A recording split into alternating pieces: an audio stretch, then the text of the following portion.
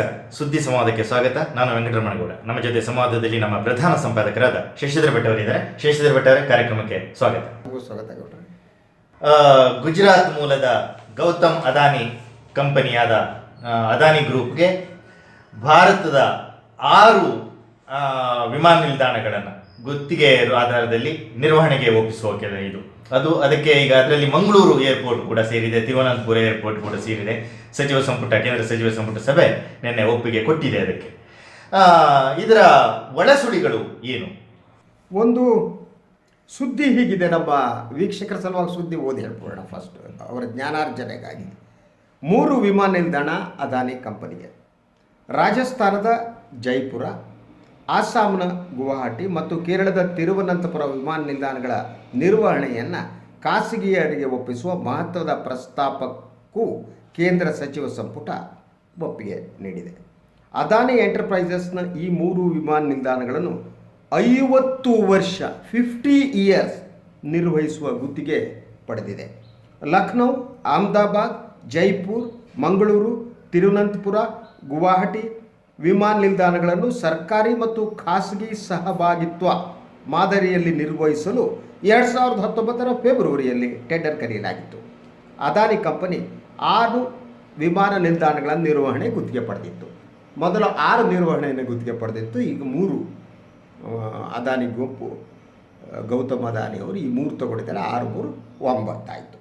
ಕಳೆದ ಜುಲೈನಲ್ಲಿ ನಡೆದ ಸಚಿವ ಸಂಪುಟ ಸಭೆಯಲ್ಲಿ ಮೊದಲ ಹಂತದಲ್ಲಿ ಮಂಗಳೂರು, ಅಹಮದಾಬಾದ್ ಮತ್ತು ಲಕ್ನೋ ವಿಮಾನ ನಿಲ್ದಾಣಗಳ ನಿರ್ವಹಣೆಯನ್ನು ಅದಾನಿ ಎಂಟರ್ಪ್ರೈಸ್ಗೆ ನೀಡಲು ಒಪ್ಪಿಗೆ ನೀಡಲಾಗಿತ್ತು. ಇದೀಗ 2ನೇ ಹಂತದಲ್ಲಿ ಉಳಿದ 3 ವಿಮಾನ ನಿಲ್ದಾಣಗಳ ನಿರ್ವಹಣೆಯನ್ನು ಅದೇ ಕಂಪನಿಗೆ ವಹಿಸಲಾಗಿದೆ ಅಂತ ನಿನ್ನೆ ಜಾವಡೇಕರ್ ತಿಳಿಸಿದ್ದಾರೆ. ಗೌತಮ್ ಅದಾನಿ ನಮ್ಮ ವೀಕ್ಷಕರಿಗೆ ಗೊತ್ತಿದೆಯಲ್ಲ ಗೊತ್ತಿಲ್ಲ, ಪ್ರಧಾನಿಯವರು ವಿದೇಶಕ್ಕೆ ಹೋದಾಗಲೆಲ್ಲ ಪಕ್ಕದಲ್ಲಿ ಒಬ್ಬರು ನಿಂತಿರ್ತಾರೆ, ಎತ್ತರಗತೆ ಇದ್ದಾರೆ ಅವರು. ಗೌತಮ್ ಅದಾನಿಯವರು BJP ಸರ್ಕಾರ ಬಂದ ಮೇಲೆ ಇದ್ದಕ್ಕಿದ್ದ ಹಾಗೆ ಪ್ರವರ್ಧಮಾನಕ್ಕೆ ಬಂದವರು, ಬೆಳೆದವರು. ಆರೋಪ ತುಂಬ ಮಾಡ್ತಾರೆ, ಅವರು ಮೋದಿಯವರಿಗೆ ಹತ್ತಿರ ಅಂತಾರೆ. ನಾನು ಅದೇ ನಂಬಲ್ಲ, ಆಯಿತಾ. ಸೊ BJPಯ ದುಡ್ಡೆಲ್ಲ ಅವ್ರ ಕೈಲಿದೆ ಅಂತಾರೆ, ಅದನ್ನ ನಂಬಲ್ಲ. ನಾನು ಈ ಆರೋಪಗಳನ್ನು ನಂಬಲ್ಲ. ಆದರೆ ನನಗೆ ಯಾಕೆ ಅದಾನಿಯವರಿಗೆ ನೀವು ಕೊಡ್ತೀರಿ ಅನ್ನೋದು, ಅದು 50 ವರ್ಷದ ಗುತ್ತಿಗೆಗೆ. ಒಂದು ಈ ಸರ್ಕಾರದ ನೀತಿ ಏನಿದೆ, ಒಂದು ಕಡೆ ನೀವು ಸಾರ್ವಜನಿಕ ವಲಯದ ಎಲ್ಲ ಉದ್ದಿಮೆಗಳನ್ನು ನಾಶಪಡಿಸ್ತಿದ್ದೀರಿ, ಖಾಸಗೀಕರಣ ಮಾಡ್ತಾಯಿದ್ದೀರಿ ಅಲ್ವಾ. ಸೊ BSNL ಸ್ಥಿತಿ ಹೇಗಿದೆ ಅಂತ ಗೊತ್ತಿದೆ. BSNL ಸ್ಥಿತಿ ಬಗ್ಗೆ ಮಾತಾಡಾಗ ಅವನೊಬ್ಬ ಅಯೋಗ್ಯ ಸಚಿವ, ಅವರು ದೇಶದ್ರೋಹಿಗಳು BSNL ಇದ್ದ ಅಂದ್ಬಿಟ್ಟ. ಇಂಡಿಯನ್ ಏರ್ಲೈನ್ಸು ಅದ್ರ ಕತೆ ಮುಗಿದಾಗ ಕಾಣ್ತಾ ಇದೆ. ಅದು ಲಾಭದಾಯಕವಾದ ಶಿಪ್ಪಿಂಗ್ ಕಾರ್ಪೊರೇಷನ್, ವರ್ಷಕ್ಕೆ ಸುಮಾರು 25,000 ಕೋಟಿ ರೂಪಾಯಿಯಷ್ಟು ಲಾಭ ಬರ್ತಿದ್ದಂಥ ಶಿಪ್ಪಿಂಗ್ ಕಾರ್ಪೊರೇಷನನ್ನು ಖಾಸಗಿಯವರಿಗೆ ಕೊಟ್ಟು ಕೈ ಮುಗಿಯಲಾಯಿತು, ಆಯಿತಾ. ಇದರ ಉದ್ದೇಶ ನನಗೆ ಅರ್ಥ ಆಗ್ತಲ್ಲ, ಯಾಕೆ, ಆಯಿತಾ. ಸೊ ಇನ್ನೊಂದು ಭಾರತ್ ಪೆಟ್ರೋಲಿಯಂ ಕೂಡ ಈ ಖಾಸಗಿಯವರಿಗೆ ಮಾರಾಟ. ಒಂದು ಕಡೆ ಎಲ್ಲವನ್ನು ಖಾಸಗಿಯವರಿಗೆ ನೀವು ಮಾರಾಟ ಮಾಡ್ತಿದ್ದೀರಿ, okay, that is a first thing. ಅದು ಕ್ವಶನ್. ಖಾಸಗಿಯವರಿಗೆ ನೀವು ಮಾರಾಟ ಮಾಡ್ತಿರುವುದು ಯಾಕೆ? ಲಾಭದಾಯಕ ಸಂಸ್ಥೆಗಳನ್ನು ಯಾಕೆ ಖಾಸಗಿಯವರಿಗೆ ಮಾರಾಟ ಮಾಡ್ತೀರಿ? ಒಂದೊಂದು ಮುಳುಗಿಸುವ ಕೆಲಸ. BSNL ನೀವು 5Gಗೆ ಸಂಬಂಧಪಟ್ಟ ಹಾಗೆ BSNL ಕಾಂಟ್ರಾಕ್ಟ್ ಕೊಡ್ಬೋದು. ಯಾವುದೇ ಗುತ್ತಿಗೆಯನ್ನು ನೀವು ಕೊಡದೆ ಅದನ್ನು ಹಾಗೆ ಗುತ್ತಿಗೆ ಹಿಡಿದು ಸಾಯಿಸ್ಬಿಟ್ಟು ಖಾಸಗಿಯವರಿಗೆ ಹಸ್ತಾಂತರ ಯಾಕೆ ಮಾಡ್ತೀರಿ? BSNL ಇರುವ ಒಟ್ಟು ಆಸ್ತಿ, ಸ್ಥಿರಾಸ್ತಿ ಇದೆಯಲ್ಲ, ಅದರ ಮೇಲೆ ಕಣ್ಣಾಕಿದ್ದು ರಿಯಲ್ ಎಸ್ಟೇಟ್ ಬಿಸ್ನೆಸ್ ಮಾಡೋದು ತಗೊಂಡು ಆ ಸಂಸ್ಥೆಯನ್ನು ಮುಗಿಸ್ತಿದ್ದಾರೆ. ಸೊ ಲಾಭದಾಯಕ ಶಿಪ್ಪಿಂಗ್ ಕಾರ್ಪೊರೇಷನ್ ಅಂಥ ಸಂಸ್ಥೆಯನ್ನೇ ನೀವು ಖಾಸಗಿಯವರಿಗೆ ಕೊಡ್ತೀರಿ, ಲಾಭ ಯಾಕೆ ಅನ್ನೋದು. ಈಗ ವಿಮಾನ ನಿಲ್ದಾಣಗಳನ್ನ ಖಾಸಗೀಕರಣದ ಪರಂಪರೆ ಈಗ 9 ವಿಮಾನ ನಿಲ್ದಾಣಗಳಾಯಿತು. ಅದನ್ನು ನಿಮಗೆ ಇಡೀ ನೀವು ಇವತ್ತಿನ ಈ ಎಲ್ಲ ವ್ಯವಹಾರಗಳನ್ನು ಕಳಿಸಿದ್ರೆ ನಿಮಗೆ ಕಾಣುವವರು ಒಂದು ಕಡೆ ರಿಲಯನ್ಸ್ನವರು ಅಲ್ವಾ, ಇನ್ನೊಂದು ಕಡೆ ಅದಾನಿಯವರು ಆಸ್ಟ್ರೇಲಿಯಾದಲ್ಲೇ ಅವ್ರದ್ದು ಏನಾಗಿದೆ ಇತ್ತೀಚೆಗೆ ನಮಗೆ ಗೊತ್ತಿದೆ. ಸರ್ಕಾರ ನೋಟಿಸ್ ಎಲ್ಲ ಕೊಟ್ಬಿಟ್ಟು ಅವ್ರ ವ್ಯವಹಾರಗಳು. ಸೊ ಇಂಥ ಸ್ಥಿತಿಯಲ್ಲಿ ಅದಾನಿಯವರನ್ನೇ ಯಾಕೆ ಆಯ್ಕೆ ಮಾಡಲಾಗ್ತಾ ಇದೆ? ನೀವು ಸಚಿವ ಸಂಪುಟದಲ್ಲೇ ಆ ಅದಾನಿಯವರ ಕಂಪ್ನಿ ಕೊಡೋ ತೀರ್ಮಾನ ತಗೋತೀರಿ ಅಂದರೆ ಅದಕ್ಕೊಂದು ಪ್ರೊಸೆಸ್ ಇಲ್ವಾ? ಅದಕ್ಕೆ ನೀವು ಟೆಂಡರ್ ಕರೆಯೋಲ್ವಾ? ಅಥವಾ ಹೇಗೆ ನೀವು ಅದರದ್ದೊಂದು ಕಾಂಪಿಟೇಷನ್ ಜನತಂತ್ರ ವ್ಯವಸ್ಥೆಯಲ್ಲಿ ಬೇಡವಾ? ಎಲ್ಲವನ್ನು ಹೋಗ್ಬಿಟ್ಟು ಕೊಟ್ಟುಬಿಟ್ಟು ಕೈ ಮುಗಿತೀರಿ ಅಂತ ಅಂದರೆ ಇದರ ಉದ್ದೇಶ ಏನು? ನಾನು ಪ್ರಧಾನಿಯ ಉದ್ದೇಶವನ್ನು ಪ್ರಶ್ನಿಸ್ತಾರೆ, ನಾನು ನ್ಯಾಯಾಲಯದ ಉದ್ದೇಶವನ್ನು ಪ್ರಶ್ನಿಸ್ತಾರೆ. ಎಲ್ಲರ ಉದ್ದೇಶವೂ ಒಳ್ಳೆಯದೇ ಇದೆ, ಒಳ್ಳೇದು ಮಾಡಬೇಕು ಅನ್ನೋದೇ ಉದ್ದೇಶ. ಆದರೆ ಹೇಗೆ ಒಳ್ಳೆ ಮಾಡ್ತೀರಿ ನೀವು? ನಾನು ಸಂಶಯ ಪಟ್ಟಕ್ಕೆ ನಾನು ದೇಶದ್ರೋಹಿ ಅನ್ನೋ ಪಟ್ಟ ನನಗೆ ಬೇಕಾಗಿಲ್ಲ. ನಾನು ದೇಶಪ್ರೇಮಿ, ಅಪ್ಪಟ ದೇಶಪ್ರೇಮಿ, ಮಹಾನ್ ದೇಶಪ್ರೇಮಿ. ನನಗೆ ನನ್ನ ಸರ್ಕಾರದ ಬಗ್ಗೆ ಅಪಾರವಾದ ನಂಬಿಕೆ ಇದೆ. ಪ್ರಧಾನಿಯವರ ನಂಬಿಕೆ, ಪ್ರಧಾನಿ ಭ್ರಷ್ಟರಲ್ವೇ ಅಲ್ಲ, ಅವ್ರು ಸುತ್ತಮುತ್ತಲೇ ಇರೋರು ಭ್ರಷ್ಟರಲ್ಲ, ಬಿ ಜೆ ಪಿಯವರು ಯಾರೂ ಭ್ರಷ್ಟರಲ್ಲ, ಒಬ್ಬರು ಭ್ರಷ್ಟರಲ್ಲ. ಈ ದೇಶ ಈ ಸ್ಥಿತಿಗೆ ಬಂದಿದ್ದಕ್ಕೆ ಕಾರಣ ಎಲ್ಲ ನೆಹರು, ಆಯಿತಾ? ನೆಹರುನೇ ಕಾರಣ, ಇನ್ಯಾರು ಬೇರೆ ಕಾರಣ ಅಲ್ಲ. ಸೊ ಆದ್ದರಿಂದ ಕಾಂಗ್ರೆಸ್ ಕಾರಣ. ಇವರು ಈಗ 6ನೇ ವರ್ಷ, ಇವ್ರ ಕಾರಣ ಅಲ್ಲ. ಮಹಾನ್ ಅಪ್ಪಟ ಸತ್ಯವಂತರು ಇವರೆಲ್ಲ, ಹರಿಶ್ಚಂದ್ರನ ವಂಶಜರು, ಹರಿಶ್ಚಂದ್ರನ ವಂಶದ ಕುಡಿ ಇವರೆಲ್ಲ. ಆದರೆ ನಾನು ನಮ್ರತೆಯಿಂದ ಪ್ರೀತಿ ಇಟ್ಕೊಂಡು ಕೇಳ್ತೀನಿ, ವಿದೇಶಕ್ಕೆ ಹೋಗ್ಬೇಕಾದ್ರೆ ಅದಾನಿ ಕರ್ಕೊಂಡು ಹೋಗ್ತೀರಿ, ಪಕ್ಕದಲ್ಲಿ ಕುಡಿಸ್ಕೊತೀರಿ, ಅವ್ರದ್ದು ನಿಮ್ಮೂರಿನವರೇ. ಊರಿನ ಪ್ರೇಮ ಇರುತ್ತೆ, ಇರಬಾರ್ದು ಅಂತ. ನನಗೆ ನಮ್ಮ ಊರಿನವ್ರ ಕಂಡ್ರೆ ಭಾಳ ಇಟ್ಟಕೊಂಡ್ರಿ, ನೀವು ನಮ್ಮ ಜಿಲ್ಲೆಯವ್ರು, ನನಗೆ ನಿಮ್ಮ ಮೇಲೆ ಭಾಳ ಪ್ರೀತಿ, ಇಸ್ ಫೈನ್. ಆದರೆ ನೀವು ಯಾಕೆ ಇಡೀ ಏರ್ಲೈನ್ಸ್ ನಿರ್ವಹಣೆ ಜವಾಬ್ದಾರಿಯನ್ನು ಕೊಡ್ತೀರಿ, ಅವರಿಗೆ ಕೊಡ್ತೀರಿ ಅನ್ನೋದು. ಇನ್ನೊಂದು ಭಾಳ ಮುಖ್ಯವಾದ್ದು, 50 ವರ್ಷಗಳ ಅವಧಿಗೆ ಸಾಧಾರಣ ಕಾಯಿ ಹೊಡೆಯೋದಕ್ಕೆಲ್ಲ 99 ಇಯರ್ಸ್ ಅಂತ ಗುತ್ತಿಗೆ ಕೊಡೋದು ಒಂದು ಸಲ. ಅದೇ ರೀತಿ 50 ವರ್ಷಗಳಿಗೆ ಕೊಡ್ತೀರಿ. ಇದರ ಪರಿಣಾಮ ಏನು ಅಂತ, ನಿಮ್ಮ ನೀತಿ ಏನು ಅಂತ, ಹೀಗೆ ಹಲವು ಪ್ರಶ್ನೆಗಳಿವೆ. ನೀಡ್ಲ್ ಆಫ್ ಸಸ್ಪಿಷನ್ ಇದೆ, ಸಂಶಯದ ಮುಳ್ಳಿದೆ. ಆ ಸಂಶಯದ ಮುಳ್ಳು ಬಿ ಜೆ ಪಿ ಮೇಲೋ ಅಥವಾ ಸಂಘ ಪರಿವಾರದ ಮೇಲೋ ಪ್ರಧಾನಿ ಹತ್ರ ಹೋಗಲ್ಲ, ಅದು ಹಿಂಗೆ ತಿರುಗ್ಕೊಳ್ತದೆ. ಯಾಕೆ? ಈಗ ಒಪ್ಪಂದದ ಪ್ರಕಾರ ಮುಂದಿನ ತಿಂಗಳಿಂದಲೇ ಇದರ ನಿರ್ವಹಣೆ ಜವಾಬ್ದಾರಿ ಅದಾನಿ ಕಂಪನಿಗೆ ಹೋಗುತ್ತೆ, ಗ್ರೂಪ್ಗೆ. ಈಗ ಏನಾಗುತ್ತೆ, ತಕ್ಷಣಕ್ಕೆ ಏನಾಗುತ್ತೆ ಅಂದರೆ ಗ್ರಾಹಕರ ಮೇಲೆ ದೊಡ್ಡ ಹೊರೆ ಬೀಳುವಂಥದ್ದು. ಅದರ ನಿರ್ವಹಣೆ ವೆಚ್ಚ ಏನು ಈಗ ಅವರು ಪ್ರಸ್ತಾಪ ಮಾಡಿದ್ದಾರೆ ಬಿಡ್ಡಲ್ಲಿ, ಅದರ ಪ್ರಕಾರ ಪ್ರತಿಯೊಬ್ಬ ಗ್ರಾಹಕನು ಹೆಚ್ಚು ಶುಲ್ಕವನ್ನು ಕೊಡಬೇಕಾದ ಪರಿಸ್ಥಿತಿ ಇದೆ. ಟರ್ಮಿನಲ್ ಒಳಗೆ ಹೋದ ತಕ್ಷಣ ಅವನು ಕಾಫಿ, ತಿಂಡಿ, ಕೂಲ್ ಡ್ರಿಂಕ್ಸ್ಗೆಲ್ಲ ಕೊಡುವ ಹಣ ಕೂಡ ಜಾಸ್ತಿ ಆಗುತ್ತೆ. ಅದಲ್ಲದೇನೆ ಅಲ್ಲಿಯ ಏನು ವ್ಯಾಪಾರ ಮಾಡ್ತಾರಲ್ಲ ಮಳಿಗೆಗಳ ಬಾಡಿಗೆ ಕೂಡ ಹೆಚ್ಚಾಗುತ್ತೆ. ಇದೆಲ್ಲ ಹೇಗೆ ಜನಸಾಮಾನ್ಯರ ಮೇಲೇನೆ ಮತ್ತೆ ಪರಿಣಾಮ ಅಂತ ಅಲ್ಲ. ಒಂದು ಈಗಲೇ ನೀವು ವಿಮಾನ ನಿಲ್ದಾಣಗಳಲ್ಲಿ ಆಯಿತಾ, ಅಲ್ಲಿ ಆಹಾರ ಪದಾರ್ಥಗಳನ್ನು ತಗೊಳ್ಳೋದೇ ಕಷ್ಟ. ನೀವು ದೊಡ್ಡ ದೊಡ್ಡ ಜನರಿಗೆ ಓಕೆ, ಸಾಮಾನ್ಯವರು ನಮ್ಮಂಥವ್ರು ಯಾರೋ ಹೋದರೆ, ನಾವೆಲ್ಲ ಹೋಗ್ಬೇಕಾದ್ರೆ ಭಾಳಷ್ಟು ಸಲ ಹೋಗ್ಬೇಕಾದ್ರೆ ನಾವು ಹೊರಗಡೆ ತಿಂಡಿ ತಿನ್ಕೊಂಡು ಹೋಗ್ಬಿಡ್ತೀನಿ. ಕಾಫಿ ಕುಡಿಯೋಕ್ಕೂ ಭಯ ನನ್ನ ಮಗ, ಅಂದ್ರೆ ರೇಟ್ ಕೊಡೋಕ್ಕೆ ಸಾಧ್ಯ ಆಗ್ಬಿಟ್ಟು. ನೀವು ವಿಮಾನ ನಿಲ್ದಾಣಗಳಲ್ಲಿ ಅಷ್ಟೇ, ನೀವು ಅದರ ರೇಟು ದುಪ್ಪಟ್ಟು ಇರುತ್ತೆ. ಈಗ ಖಾಸಗಿಯವರಿಗೆ ಹೋಗೋದ್ರಿಂದ ಅದು ಇನ್ನಷ್ಟು ಜಾಸ್ತಿ ಆಗುತ್ತೆ ಅನ್ನೋದ್ರಲ್ಲಿ ನಮಗೇನು ಯಾವ ಅನುಮಾನ ಬೇಕಾಗಿಲ್ಲ. ಅದರ ಜೊತೆಗೆ ಅವರ ಆ ಡೀಟೇಲ್ಸ್ ನೋಡಿಲ್ಲ ನಾನು, ಅಂದರೆ ಇವ್ರಿಗೆ ಕೊಡೋದು ಯಾವ ಆಧಾರದ ಮೇಲೆ ಕೊಡಲಾಗುತ್ತೆ. ಸೊ ಇದು ಬಹಳ ಮುಖ್ಯವಾದ ಪ್ರಶ್ನೆ. ಏನೇನು ಕಂಡೀಷನ್ಸ್ ಇವೆ, ಆ details to be revealed are ನನಗೆ ಗೊತ್ತಿಲ್ಲ ಇನ್ನು, ಅದಕ್ಕೆ ಕಂಡೀಷನ್ಸ್ ನೋಡಬೇಕಾಗಿದೆ.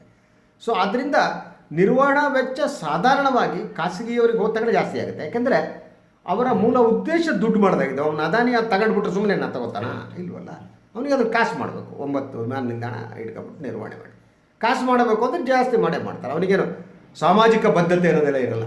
ಸರ್ಕಾರಿ ಸಂಸ್ಥೆಗಳಿಗಾದರೆ ಸಾಮಾಜಿಕ ಬದ್ಧತೆ ಇರುತ್ತೆ ಅಲ್ವಾ. ನೀವು ಸರ್ಕಾರಿ ಸಂಸ್ಥೆಗಳಾದರೆ ನೀವು ರಿಸರ್ವೇಷನ್ನಿಂದ ಹಿಡಿದು ಸಾಂವಿಧಾನಿಕವಾಗಿ ಹೇಗೆ ನಡ್ಕೋಬೇಕು ಅನ್ನೋದಕ್ಕೆ ವಿಧಿವಿಧಾನಗಳಿವೆ. ಇವ್ರಿಗೆ ಹಾಗಿಲ್ವಲ್ಲ, ಖಾಸಗಿಯವರಿಗೆ ಕಾಸು ಹೊಡ್ಕೊಳ್ಳೋದು ಹೋಗ್ತಾ ಇರೋದು. ಅವ್ನು ಬೇರೆ ಯಾವ ನಾರ್ಮ್ಸು ಇಲ್ಲ, ನಿಯಂತ್ರಣ ಸರ್ಕಾರಕ್ಕೆ ಎಷ್ಟರ ಮಟ್ಟಿಗೆ ಇರುತ್ತೆ ಅನ್ನೋದು ಕೂಡ ಪ್ರಶ್ನೆ ಇರಬಾರ್ದು. ಆದ್ದರಿಂದ ಇದು ಒಟ್ಟಾರೆಯಾಗಿ ಒಂದು ನೆಪೋಟಿಸಮ್ನ ಪ್ರಶ್ನೆ ಇದೆ ಅಲ್ವಾ. ಇವ್ರನ್ನೇ ಆಯ್ಕೆ ಮಾಡಿದ ಬಗ್ಗೆ ಸಂಶಯ, ಯಾಕೆ ಅವ್ರು ಆಯ್ಕೆಯಾದರು ಅಂತ. ಅವರಷ್ಟು ಪವರ್ಫುಲ್ ಗೌತಮ್ ಅದಾನಿ ಅಂದರೆ ಗೊತ್ತಿಲ್ಲ, ಅವ್ರ ಹೆಸರು ಆವಾಗ ಕೇಳಿ ಬರ್ತಾ ಇದೆ. ಎಲ್ಲವನ್ನೂ ಅವರು ತಗೋತಾ ಇದ್ದಾರೆ. 2014 ನಂತರ ಅದಾನಿ ಇದ್ದಕ್ಕಿದ್ದಾಗೆ ದೇಶದ ಅತಿ ದೊಡ್ಡ ಉದ್ಯಮಿಗಳಲ್ಲಿ ಒಬ್ಬರು ಆಗ್ಬಿಟ್ಟಿದ್ದಾರೆ. ಸೊ ಎಲ್ಲ ಕರೆದು ಅವ್ರಿಗೆ ಕೊಡ್ತಾರೆ. ಆದ್ದರಿಂದ ಇದು ಒಂದು ಸಂಶಯದ ಪ್ರಶ್ನೆ. ಎರಡನೇದು, ನೀವು ಹೇಳಿದಾಗೆ ಸಾಮಾನ್ಯ ವಿಮಾನ ಪ್ರಯಾಣಿಕರ ಮೇಲೆ ಅದು ಯಾವ ರೀತಿಯ ಪರಿಣಾಮ ಬೀರುತ್ತೆ ಅನ್ನೋದು, ಅದನ್ನು ನೋಡಬೇಕಾಗಿದೆ. ಯಾವ ವೆಚ್ಚಗಳನ್ನು ಪ್ರಯಾಣಿಕರ ಮೇಲೆ ಹಾಕಿ ಎಷ್ಟರ ಮಟ್ಟಿಗೆ ಇದಾಗ್ತದೆ ಅನ್ನೋದನ್ನು ಕೂಡ ನೋಡಬೇಕಾಗಿದೆ. ನಾನಿಲ್ಲಿ ಮತ್ತೊಂದು ಮುಖ್ಯ ಪ್ರಶ್ನೆ ಅನಿಸೋದು ನನಗೆ, ನಾವು ಖಾಸಗಿಯವರ ಹತ್ರ ಇದ್ದ ಬ್ಯಾಂಕುಗಳನ್ನು ಸರ್ಕಾರ ತಗೊಳ್ತಾ ಇದೆ, ಬೇರೆ ಬೇರೆ ಸರ್ಕಾರದ ಅಧೀನದಲ್ಲಿರುವ ಬ್ಯಾಂಕ್ಗಳ ಜೊತೆ ವಿಲೀನ ಮಾಡ್ತಾ ಇದೆ ಒಂದು ಕಡೆ. ಇನ್ನೊಂದು ಕಡೆ ಸರ್ಕಾರದ ಅಧೀನದಲ್ಲಿರುವ ಇಂಥ ಸಂಸ್ಥೆಗಳನ್ನು ಖಾಸಗಿಯವರ ತೆಕ್ಕೆಗೆ ಕೊಡ್ತಾ ಇದೆ. ಇವೆರಡರ ನಡುವಿನ ಅಂದರೆ ರಹಸ್ಯ ಏನು ಅಂತ ಭಾಳ ಇತ್ತೀಚಿನ ದಿನಗಳಲ್ಲಿ ಇವರ ಉದ್ದೇಶ ಸ್ಪಷ್ಟವಾಗ್ತಾ ಇದೆ. ನೀವು ಸರ್ಕಾರಿ ಸ್ವಾಮ್ಯದ ಸಂಸ್ಥೆಗಳು ಏನಿವೆ ಎಲ್ಲವನ್ನೂ ಕೂಡ ಅವರು ಒಂದು ಹಂತದಲ್ಲಿ ಖಾಸಗೀಕರಣ ಮಾಡಿ ಖಾಸಗಿಯವರಿಗೆ ಕೊಡೋದಕ್ಕೆ ಹೊರಟಿದ್ದಾರೆ. ಅದು ಅವ್ರ ನೀತಿ BJP. ಎಲ್ಲವನ್ನ ಖಾಸಗಿಯವರಿಗೆ ಕೊಡುವಂಥದ್ದು. ಅಂದರೆ ಖಾಸಗಿಯವರು ಅಂದರೆ ಯಾರು ಲಾಭವನ್ನು ಮಾಡ್ಕೊಳ್ಳೋದಕ್ಕೆ ಮಾಡ್ತಾರೆ. ಅದರಿಂದ ಈ ಸಾಮಾಜಿಕ ಬದ್ಧತೆಯ ಪ್ರಶ್ನೆಯನ್ನು ಇವರು ಒಪ್ಪಲ್ಲ ಅನ್ನೋದು ಬಹಳ ಸ್ಪಷ್ಟವಾದ್ದು. ಇನ್ನು ಬ್ಯಾಂಕಿಂಗ್ ಕ್ಷೇತ್ರದಲ್ಲಿ ತಂದಂಥ ಸುಧಾರಣೆಗಳೇನಿವೆ ಅದ್ರ ಬಗ್ಗೆ ನಮಗಿರುವ ಸಂಶಯ ಯಾಕೆ ಅಂತ ಅಂದರೆ, ಬಹಳ ಸ್ಪಷ್ಟವಾಗಿ ಲಾಭ ಮಾಡದ ಉತ್ತರದ ಬ್ಯಾಂಕ್ಗಳೇನಿವೆ ಆ ಬ್ಯಾಂಕ್ನಲ್ಲಿ ಲಾಭ ಮಾಡುತ್ತಿರುವ ದಕ್ಷಿಣದ ಬ್ಯಾಂಕ್ಗಳನ್ನ ವಿಲೀನಪಡಿಸಲಾಯಿತು. ಕನ್ನಡದಲ್ಲಿ ನನಗೆ ವಿಜಯ ಬ್ಯಾಂಕ್ ವಿಲೀನವಾದಾಗ ನಾನು ಭಾಳ ದುಃಖಪಟ್ಟೆ. ಯಾಕಂದರೆ ಅದು ದಕ್ಷಿಣ ಕನ್ನಡದ ಬ್ಯಾಂಕು. ಸುಂದರರಾಮ್ ಶೆಟ್ಟರು ಶೆಟ್ಟರ ಸಲುವಾಗಿ ನಮಗೊಂದು ಬ್ಯಾಂಕ್ ಬೇಕು ಅಂತ ಕಟ್ಟಿದ್ದು, ಬಂಟರ ಸಲುವಾಗಿ ಮಾಡಿದ್ದು. ಸೊ ಆದರೆ ಅದು ವಿಲೀನ ಆದ ದಕ್ಷಿಣ ಕನ್ನಡದಲ್ಲಿ ಒಂದು ಪ್ರತಿಭಟನೆಯ ಧ್ವನಿ ಬಂದಿಲ್ಲ. ಇವರೆಲ್ಲ BJP ವಾಲಗಳಾಗ್ಬಿಟ್ಟಿದ್ದಾರೆ, BJP ಕೊಟ್ಟಿದ್ದಾರೆ. ಅವರಿಗೆ ನಮ್ಮ ಸ್ವಾಭಿಮಾನದ ಸಂಕೇತವಾಗಿದ್ದಂಥ ಒಂದು ಬ್ಯಾಂಕ್ ಆಯ್ತಲ್ಲ, ಅದು ಹೋಯ್ತು. ಅದು ಯಾವುದೋ ದೇನಾ ಬ್ಯಾಂಕೋ ಹೋಗಿ ಸೇರಿಸ್ಬಿಟ್ರಲ್ವ. ಸೊ ಅದ್ರ ಬಗ್ಗೆ ಒಂದು ಧ್ವನಿ ಬಂದಿಲ್ಲ. ಇನ್ನು ನಮ್ಮ ಕರ್ನಾಟಕದಲ್ಲಿ ಮೈಸೂರು ಬ್ಯಾಂಕಿನ ಒಂದು ಸುದೀರ್ಘವಾದ ಇತಿಹಾಸ ಇತ್ತು. ಮೈಸೂರು ಬ್ಯಾಂಕ್ ಅನ್ನೋದೇ ಒಂದು ಇತಿಹಾಸ ಇತ್ತು ಅಲ್ವಾ. ಅದರ ಜೊತೆಗೆ ಮೈಸೂರು ಬ್ಯಾಂಕು ಕನ್ನಡ ಸಾಹಿತ್ಯ ಸಂಸ್ಕೃತಿಗಳಿಗೆ ಪ್ರೋತ್ಸಾಹ ಕೊಡ್ತಾ ಬರ್ತಾ ಇತ್ತು. ಅದಕ್ಕೊಂದು ಕನ್ನಡದ ಅಸ್ಮಿತೆ ಇತ್ತು. ಅದನ್ನು ತಗೊಂಡು ಹೋಗ್ಬಿಟ್ಟು ಭಾರತೀಯ ಸ್ಟೇಟ್ ಬ್ಯಾಂಕ್ನಲ್ಲಿ ಸೇರಿಸಿ ಮೈಸೂರು ಬ್ಯಾಂಕಿನ ಇತಿಹಾಸವನ್ನು ನಾಶ ಮಾಡಿದ್ರೆ ಯಾವುದ್ಯಾವುದು ಲಾಸ್ನಲ್ಲಿದೆಯೋ ಬ್ಯಾಂಕ್ಗಳು ಅದನ್ನೇನೋ 3-4ಕ್ಕೆ ಇಳಿಸ್ತಾರೆ ಅನ್ನುವ ಸುದ್ದಿ ಇದೆ. ಸೊ ಇಳಿಸುವುದು ಅಂತ ಅಂದರೆ ಎಲ್ಲವನ್ನ ಸೇರಿಸಿ ಒಂದು ದಿವಸ ಅದನ್ನ ಖಾಸಗಿಯವರು ಕೊಟ್ಬಿಡು. ದಟ್ಸ್ ವ್ಯತ್ಯಾಸ. ಅವರ ಇಡೀ ಅಪ್ರೋಚ್ ಭಾಳ ಸ್ಪಷ್ಟವಾಗ್ತಾ ಇದೆ. ಅವರು ಇಂಡಿಯಾದ ಮಿಕ್ಸ್ಡ್ ಎಕಾನಮಿ ಏನು, ಇವರು ನೆಹರು ವಿರೋಧಿಗಳ್ತಾನೆ. ನೆಹರು ಮಿಕ್ಸ್ಡ್ ಎಕಾನಮಿಯನ್ನು ಜಾರಿಗೆ ತಂದಿದೆ ದೇಶದಲ್ಲಿ ಅಲ್ವಾ. ಸೊ ಒಂದು ಕಡೆ ಸರ್ಕಾರಿ ಸ್ವಾಮ್ಯನೂ ಇರಬೇಕು, ಒಂದು ಕಡೆ ಖಾಸಗಿ ಸ್ವಾಮ್ಯವೂ ಇರಬೇಕು. ಸರ್ಕಾರಿ ಸ್ವಾಮ್ಯದ ಸಂಸ್ಥೆಗಳು ಮತ್ತು ಖಾಸಗಿ ಸ್ವಾಮ್ಯದ ಸಂಸ್ಥೆಗಳ ನಡುವೆ ಒಂದು ಸ್ಪರ್ಧೆ ಇರಬೇಕು. ಸೊ ನಮ್ಮ ನೀತಿಗಳೇನಿವೆ, ನಮ್ಮ ಸಾಮಾಜಿಕ ಬದ್ಧತೆಯ ನೀತಿಗಳು, ಸೋಷಿಯಲಿಸಮ್ ಅಂತ ನಾವೇನಂತೀವಿ, ಹಾಗೆ ಆ ಸಮಾಜವಾದದ ವನ್ನು ಅನುಷ್ಠಾನಗೊಳಿಸುವುದಕ್ಕಾಗಿ ಈ ಒಂದು ಸರ್ಕಾರಿ ಸ್ವಾಮ್ಯದ ಸಂಸ್ಥೆಗಳು ಕೆಲಸ ಮಾಡ್ತಿದ್ವು. ಅಲ್ಲೆಲ್ಲ ನಿಮಗೆ ರಿಸರ್ವೇಷನ್ ಇತ್ತು, ಇನ್ನೊಂದಿತ್ತು, ಎಲ್ಲ ಇತ್ತು. ಅಂದರೆ ಸಮಾಜವಾದವನ್ನು ಇವರು ತಿರಸ್ಕರಿಸ್ತಿದ್ದಾರೆ ಅಂತ. ಇವರು ಬಂಡವಾಳಶಾಹಿಗಳ ಪರವಾಗ ಅನ್ನೋದು ಮೊದಲನೇದು ಹೇಳ್ತಾ ಇರೋದು. ಎರಡನೇದು ಈ ದೇಶದ ಸಮಾಜವಾದ ಫ್ಯಾಬ್ರಿಕ್ಸ್ ಏನಿತ್ತು ಅದನ್ನು ನಾಶಪಡಿಸುವಂಥದ್ದು. ಸೊ ನಮಗೆ ಸಮಾಜವಾದ ಬೇಕಾಗಿಲ್ಲ, ಸಾಮಾಜಿಕ ಬದ್ಧತೆ ಬೇಕಾಗಿಲ್ಲ. ನಮ್ಮ ದೇಶ ವ್ಯಾಪಾರಿ ದೇಶವಾಗಿರಬೇಕು. ಇವರು ಭಾಳ ಸ್ಪಷ್ಟವಾದ ನೀತಿ. ವ್ಯಾಪಾರಿ ದೇಶ ಆಗ್ತಾ ಯಾವನು ಲಾಭ ಮಾಡ್ತಾನೆ ಅವನು ಲಾಭ ಮಾಡೋದಕ್ಕೆ ಅವಕಾಶ ಕೊಡಬೇಕು. ಸೊ ಈ ಸ್ಥಿತಿಯಲ್ಲಿ ಅಂದರೆ ಇಂಡಿಯಾದ ಈ ಒಂದು ಶ್ರೇಣೀಕೃತ ವ್ಯವಸ್ಥೆಯಲ್ಲಿ ಇದ್ದಂಥ ಸಮಸ್ಯೆಗಳಿಗೆ ಉತ್ತರವಾಗಿ ನಾವು ಇದನ್ನೆಲ್ಲ ಮಾಡ್ತಾ ಬಂದಿದ್ದೀವಿ. ಅದೇ ಕಾರಣಕ್ಕಾಗಿ ಸಂವಿಧಾನ ಬದಲಾಯಿಸುವ ಮಾತನಾಡ್ತಾರೆ, ಮೀಸಲಾತಿಯನ್ನೇ ತೆಗೆಯುವ ಮಾತನಾಡ್ತಾರೆ. ಅದಕ್ಕೆಲ್ಲ ಇದು ಒಂದು ಪೂರ್ವಭಾವಿ ವೇದಿಕೆ ಇತ್ತು. ಇವರ ಮೀಸಲಾತಿ ವಿರೋಧ ಏನಿದೆಯಲ್ಲ, ಈ ಖಾಸಗಿಯವರು ಬಂದ್ಬಿಟ್ರೆ ಖಾಸಗಿಯಲ್ಲಿ ಏನು ಮೀಸಲಾತಿ ಇಲ್ಲ, ಮೀಸಲಾತಿ ತಾನೇ ಹೊರಟೋಯ್ತು ಅಲ್ವಾ. ಸೊ ಇದರ ಲಾಭ ಯಾರು ಪವರ್ಫುಲ್ ಆದ ಇಂಡಸ್ಟ್ರಿಯಲಿಸ್ಟ್ಸ್ ಇದ್ದಾರೆ, ಮೇಲ್ಜಾತಿ ಜನ ಇದ್ದಾರೆ, ಅವ್ರಿಗೆ ಲಾಭ ಆಗುತ್ತೆ. ಅವರ ಹಿತಾಸಕ್ತಿಯನ್ನು ಕಾಪಾಡಿದಾಗಾಯಿತು. ಸಂವಿಧಾನ ಬದಲು ಮಾಡೋದೊಂದು ಉಳ್ಕೊಂಡಿದೆ. ಸಂವಿಧಾನ ಬದಲು ಮಾಡ್ದೇನೆ ತಮ್ಮ ಉದ್ದೇಶವನ್ನು ಈಡೇರಿಸ್ಕೊಳ್ಳುವಂಥದ್ದು. ನಾವು ಸಂವಿಧಾನ ಬದಲು ಮಾಡಲ್ಲ, ಆದರೆ ಸಂವಿಧಾನದ ಸದಾಶಯವನ್ನು ನಾವು ಹೇಗೆ ನಾಶಪಡಿಸ್ತೀವಿ ಅಂದರೆ ಬಹಳ ಸರಳವಾಗಿ ಸರ್ಕಾರಿ ಇರಲಿ, ನಾಳೆ ನೀವು ವಿಧಾನಸೌಧದಲ್ಲಿ ಕೆಲಸ ಮಾಡೋದು ಖಾಸಗಿಗಳು ಕೊಟ್ಬಿಟ್ರು ಏನು ಆಶ್ಚರ್ಯಪಡಬೇಕಾಗಿಲ್ಲ, ಗುತ್ತಿಗೆ ಮೇಲೆ ಕೊಟ್ಬಿಡೋದಲ್ಲ. ಆವಾಗ ಸರ್ಕಾರಿ ಹುದ್ದೆಗಳಲ್ಲೂ ಕೂಡ ಮೀಸಲಾತಿ ಇರೋಲ್ಲ ಅಲ್ವಾ. ಸೊ ಕೇಂದ್ರ ಸರ್ಕಾರಕ್ಕೆ ನಾವು ಗುತ್ತಿಗೆ ಕೊಟ್ಬಿಡೋದು. ನೀನು ನೋಡಪ್ಪ ನನಗೆ 5 ವರ್ಷ ಗುತ್ತಿಗೆ ಕೊಟ್ಟಿದ್ದೀನಿ, ಯಾರು ಬೇಕಾದ್ರೂ ನೇಮಿಸ್ಕೊ, ಕೆಲಸ ಮಾಡಿಕೊಡು. ಸೊ ಇಂಥ ಒಂದು ಅಪಾಯಕಾರಿ ಸ್ಥಿತಿಗೆ ತಂದು ನಿಲ್ಲಿಸ್ದಂಗೆ ಕಾಣುತ್ತೆ. ಸಾರ್ವಜನಿಕ ವಲಯದ ಎಲ್ಲ ಇಂಥ ಕಂಪನಿಗಳನ್ನು ಹಂತ ಹಂತವಾಗಿ ಖಾಸಗಿಯವರ ಕೈಗೆ ಒಪ್ಪಿಸ್ತಾನೆ. ಇನ್ನೊಂದು ಕಡೆ ಇವರು ಆತ್ಮನಿರ್ಭರ್ ಭಾರತ್ ಅಂತ ಹೇಳುದು. ಯಾವುದು ಆತ್ಮನಿರ್ಭರ್ ಭಾರತ್? ಯಾರು ಆತ್ಮನಿರ್ಭರ ಅಂದರೆ ಖಾಸಗಿ ನಿರ್ಭರ, ಖಾಸಗಿ ಆತ್ಮ, ಖಾಸಗಿ ಉದ್ಯಮಿಗಳ ಆತ್ಮ ಇದೆಯಲ್ಲ, ಅದು ಆ ಆತ್ಮಗಳನ್ನು ನಿರ್ಭರಗೊಳಿಸುವಂಥದ್ದು. ಅದು ಅದಾನಿಯವರ ಆತ್ಮ ಆಯಿತಾ, ರಿಲಯನ್ಸ್ ಅವರ ಆತ್ಮ, ಹೀಗೆ ಇಂಥವರ ಆತ್ಮವನ್ನು ನಿರ್ಭರ ಮಾಡುವಂಥದ್ದು. ಯಾಕೆಂದರೆ ಇವರಿಗೆ ಈ ಆತ್ಮನಿರ್ಭರ ಹೇಳಿಕೆ ಗೊತ್ತಿದೆ ಹೊರತು ನಿಜವಾದ ಒಂದು ಸ್ವಾವಲಂಬನೆಯನ್ನು ಹೇಗೆ ಪ್ರಾರಂಭ ಮಾಡಬೇಕು ಅನ್ನೋದೇ ಗೊತ್ತಿಲ್ಲ. ಯಾಕೆಂದರೆ ನಿಜವಾದ ಆತ್ಮನಿರ್ಭರತೆ ಯಾವ ಪ್ರಾರಂಭ ಆಗಬೇಕು ಗೊತ್ತಾ? ಈ ಒಂದು ಸಮಾಜ ಇದೆಯಲ್ಲ, ಸಮಾಜದ ಅತಿ ಸಣ್ಣ ಘಟಕವಾದ ವ್ಯಕ್ತಿಯಿಂದ, ಹಳ್ಳಿಗಳಿಂದ, ಗ್ರಾಮೀಣ ಪ್ರದೇಶದಿಂದ, ಅದು ಆತ್ಮನಿರ್ಭರತೆ. ಆ ಹಳ್ಳಿಗೆ ನನಗೆ ಬೇಕಾದ್ದನ್ನು ನಾನು ದುಡಿದುಕೊಳ್ಳುವಂಥದ್ದು. ನೀವು ಇರುವಂಥ ನಮ್ಮ ಹಳ್ಳಿ ಇದೆಯಲ್ಲ ಗ್ರಾಮಾಂತರ ಪ್ರದೇಶದಲ್ಲಿ, ಆ ಹಳ್ಳಿಯ ಅವಶ್ಯಕತೆಯನ್ನು ಆ ಹಳ್ಳಿಯೇ ಪೂರೈಸುವಂಥದ್ದು. ಅದು ಗಾಂಧಿ ಕಲ್ಪನೆ ಆಗಿತ್ತು. ಒಂದು ಗ್ರಾಮವನ್ನು ಒಂದು ಯೂನಿಟ್ ಆಗಿ ತಗೊಂಡು ಈ ಗ್ರಾಮ ಪಂಚಾಯಿತಿ ಈ ಕಾನ್ಸೆಪ್ಟ್ ಬಂತಲ್ಲ, ನೀವು ಸಂವಿಧಾನದ ಇದರ ಮೂಲಕ ನಾವು ಡಿಸೆಂಟ್ರಲೈಸೇಷನ್ ಪವರ್ ಎಲ್ಲ ಮಾಡೋದಿಲ್ಲ, ಆವಾಗ ಅದ್ರ ಉದ್ದೇಶ ಕೂಡ ಅದೇ ಆಗಿತ್ತು. ಸೊ ಇದನ್ನು ಯಾವುದೂ ಅವ್ರು ಮಾಡ್ತಾ ಇಲ್ಲ. ಅಂದರೆ ಒಂದು ಗ್ರಾಮವನ್ನು ಸ್ವಾವಲಂಬನೆಯಾಗಿ ಮಾಡೋದೇನಿದೆ ಅದಕ್ಕೆ ನೀವು ಒತ್ತೆ ಹಾಕಿ ಕೊಡಬೇಕು. ಒಂದು ಗ್ರಾಮದ ಅವಶ್ಯಕತೆ ಇರುವಂಥ ಎಲ್ಲ ವಸ್ತುಗಳು ಅಲ್ಲಿ ಉತ್ಪಾದನೆ ಆಗೋದು. ಅಲ್ಲಿ ಬೇಕಾದಂಥ ಒಂದು ಮೊಬೈಲ್ ಇದ್ರೆ ಮೊಬೈಲ್ ಉತ್ಪಾದನೆ ಒಂದು ಘಟಕವನ್ನು ತಗೋಬೇಕು. ಒಂದು ಜಿಲ್ಲೆಯಲ್ಲಿ ನಾವೊಂದು ಮೊಬೈಲ್ ಉತ್ಪಾದನಾ ಘಟಕ ಹಾಕ್ಬೋದು, ಬಟ್ಟೆದು ಹಾಕ್ಬೋದು, ಚಪ್ಪಲಿದು ಹಾಕ್ಬೋದು ಅಲ್ವಾ, ಮೇಕಪ್ಗೆ ಬೇಕಾದ ವಸ್ತುಗಳಿರ್ಬೋದು, ಲಿಪ್ಸ್ಟಿಕ್ ಇರ್ಬೋದು. ಹೀಗೆ ಪ್ರತಿ ವಸ್ತು ಆ ಹಳ್ಳಿಗೆ ಏನೇನು ಬೇಕೋ ಅಲ್ಲಿ ಉತ್ಪಾದನೆ ಆಗುವಂಥದ್ದು ಆ ಸ್ವಾವಲಂಬನೆ. ಒಂದೊಂದು ಯೂನಿಟ್ಗಳು ಸ್ವಾವಲಂಬನೆ ಆಗುತ್ತೆ. ಈಗ ನೀವು ಎಲ್ಲೋ ಕೂತ್ಕೊಂಡು ಬಾಟ್ಲು ಮಾಡ್ಕೊಂಡು ಹೋಗ್ಬಿಟ್ರೆ ನೀವು ಆತ್ಮನಿರ್ಭರತೆ ಬರಲ್ಲ. ಮತ್ತು ನೀವು ಖಾಸಗಿಯವರಿಗೆ ಹಿಂಗೆಲ್ಲವನ್ನ ಕೊಟ್ಬಿಟ್ರೆ ಅವ್ನು ಟೆಕ್ನಾಲಜಿ ಬೇರೆ ಕಡೆಯಲ್ಲಿ ತರ್ತಾನೆ. ಇಲ್ಲಿ ಟೆಕ್ನಾಲಜಿ ಇದೆಯಾ ಬದನೆಕಾಯಿ ಎಂಥದ್ದು ಇಲ್ಲ. ರಫೇಲ್ ತಂದ್ಬಿಟ್ಟು ಇಲ್ಲಿ ಜೋಡಿಸೋದಕ್ಕೆ ಅವನೇ ಅನಿಲ್ ಅಂಬಾನಿ ಕೊಟ್ಟರು. ಅಲ್ಲೆಲ್ಲ ಜಾಗ ತಗೊಂಡಿದ್ದಾನೆ ಚೆನ್ನೈದ ಹತ್ರ. ಏನು ಜೋಡಿಸ್ತಾನೆ ಗೊತ್ತಿಲ್ಲ, ಅವನೇ ದಿವಾಳಿ ಎದ್ದು ಹೋಗ್ಬಿಟ್ಟಿದ್ದಾನೆ ಅನಿಲ್ ಅಂಬಾನಿ. ಕೊಡಬೇಕಾದ ಸಾಲ ಕೊಡದೆ ತಪ್ಪಿಸ್ಕೊಂಡು ಓಡಾಡ್ತಿದ್ದಾರೆ. ಅವರೆಲ್ಲ ನಿಮ್ಮ ಜೊತೆ ಪಕ್ಕಕ್ಕೆ ಇರ್ತಾರೆ ಅಲ್ವಾ. ಸೊ ಇವ್ರು ಯಾವ ರೀತಿ ಆತ್ಮನಿರ್ಭರತೆ ತರ್ತಾರೆ? ಪ್ರತಿಗಿಲ್ಲ. ನೀವು ಆತ್ಮನಿರ್ಭರತೆ ಬರೋದು ಹೆಂಗೆ? ನಿಮ್ಮ ಆರ್ಥಿಕತೆ ಇದೆಯಲ್ಲ, ನಿಮಗೆ ಆ ಸಮಾಜವಾದಿ ಆರ್ಥಿಕತೆ ಬೇಕು ಅನ್ನೋದು ಒಂದು. ಎರಡನೇದಾಗಿ ಗಾಂಧಿ ಪ್ರಣೀತವಾದ ಆರ್ಥಿಕತೆ ಇದೆ, ಅದು ಈ ದೇಶದ ಬಹಳ ಮುಖ್ಯವಾದ ಅಡಿಪಾಯ ಆಗಬೇಕು. ಗಾಂಧಿ ಪ್ರಣೀತವಾದ ಆರ್ಥಿಕತೆನೇ ಹೊರತು ಗೋಡ್ಸೆ ಪ್ರಣೀತವಾದ ಆರ್ಥಿಕತೆ ಅಲ್ಲ. ಅದು ಅವರಿಗೆಲ್ಲ ಗೊತ್ತಾಗಲ್ಲ. ನೀವು ಈ ಭಗವತ್ ಜೆಂಡ ಹಿಡ್ಕೊಳ್ಳೋದು ಆರ್ಥಿಕತೆ ಏನ್ರಿ ಬದನೆಕಾಯಿ ಗೊತ್ತಾಗುತ್ತೆ ಅವಾಗ. ಎಲ್ಲ ಜಯಶ್ರೀರಾಮ್ ಅಂದ್ಕೊಂಡು ಓಡಾಡ್ತವೆ, ಬೈಕೊಂಡು ಓಡಾಡ್ತವೆ. ಎಕಾನಮಿಯಾಗಿ ಗಂಧ ಗಾಳಿ ಇರಲ್ಲ ಅಲ್ವಾ. ಅವಳು ಶ್ರೀಮತಿ ನಿರ್ಮಲಾ ಸೀತಾರಾಮನ್ ಅಂತ, ಅದು ಎಲ್ಲಿ ಓದಿದಾಳ ಗೊತ್ತಿಲ್ಲ, ಬರೀ ಅಹಂಕಾರದ ದೊಡ್ಡ ಮೂಟೆ ಅವಳು.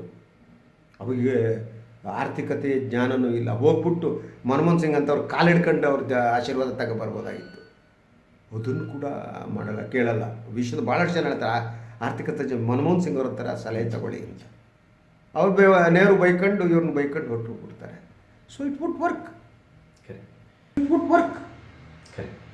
ನೀವು ಹೇಳಿದ ಹಾಗೆ ಗ್ರಾಮ ಸ್ವರಾಜ್ಯದ ಪ್ರತಿಪಾದನೆಯನ್ನು ಮಾಡಿದ್ರು ಗಾಂಧೀಜಿ. ಅವರು ಕಂಡಿದ್ದ ರಾಮರಾಜ್ಯದ ಕನಸು ಬೇರೆಯಾಗಿತ್ತು. ಆದರೆ ಗಾಂಧಿಯನ್ನ ತಿರಸ್ಕರಿಸಿದ ಇವತ್ತಿನ ಆಡಳಿತದಲ್ಲಿ ರಾಮರಾಜ್ಯದ ಕಲ್ಪನೆ ಬೇರೆಯಾಗಿದೆ. ಈ ರಾಮನಿಗೆ ಜನಸಾಮಾನ್ಯರು ಬೇಕಾಗಿಲ್ಲ ಅಂತ ಹೇಳ್ತಾ, ಇದು ತುಂಬ ನೋವಿನ ಸಂಗತಿ. ಸಂವಾದದಲ್ಲಿ ಪಾಲ್ಗೊಂಡಿದ್ದಕ್ಕೆ ಧನ್ಯವಾದಗಳು. ತಮಗೂ ಧನ್ಯವಾದ. ಆದರೆ ಒಂದು ಮಾತು ಹೇಳ್ಬಿಡ್ತೀನಿ ನಿಮಗೆ. ಗಾಂಧಿಯ ರಾಮ ಬೇರೆ. ಆ ರಾಮನಿಗೆ ಬಿಲ್ಲೇ ಬೇಕಾಗಿರಲಿಲ್ಲ. ಗಾಂಧಿಯ ರಾಮನಿಗೆ ಬಿಲ್ಲು ಬಾಣ ಬೇಕಾಗಿಲ್ಲ ಅಲ್ವಾ. ಅವರು ಸಬ್ಕೋ ಸನ್ಮತಿ ದೇ ಭಗವಾನ್, ಎಲ್ಲರಿಗೂ ಸದ್ಗತಿಯನ್ನು ಕೊಡುವಂತಹ ರಾಮ ಆಗಿದ್ದ. ಅದು ಗಾಂಧಿಯ ರಾಮ. ಇವ್ರ ರಾಮ ಆಗಲ್ಲ. ಅವನ ಕೈಯಲ್ಲಿ ಬಿಲ್ಲು ಬಾಣ ಆಯುಧಗಳಿವೆ. ಈ ರಾಮನ ನಲ್ಲಿ ಸಿಟ್ಟಿದೆ ಅಲ್ವಾ. ಸೊ ಗಾಂಧಿಯ ರಾಮ ಅಲ್ಲ. ಅದರಿಂದ ಈಗಿನ ರಾಮರಾಜ್ಯದ ಕಲ್ಪನೆ ಕೂಡ ಗಾಂಧಿಯ ರಾಮರಾಜ್ಯ ಅಲ್ಲ, ಅಥವಾ ನಿಜವಾದ ರಾಮರಾಜ್ಯ ಅಲ್ಲ ಅಂತ ಹೇಳ್ತಾ ಸಮಾಧಾನ ಮುಗಿಸೋಣ. ನಿಮಗೂ ಥ್ಯಾಂಕ್ ಯು. ವೀಕ್ಷಕರೇ, ಎಸ್ ವೆಲ್ಕಮ್ ಅಗೇನ್. ಮತ್ತೆ ಮಾತಾಡ್ತೀವಿ. ಎಲ್ಲರಿಗೂ ಒಳ್ಳೆಯದಾಗಲಿ. ನಮಸ್ಕಾರ.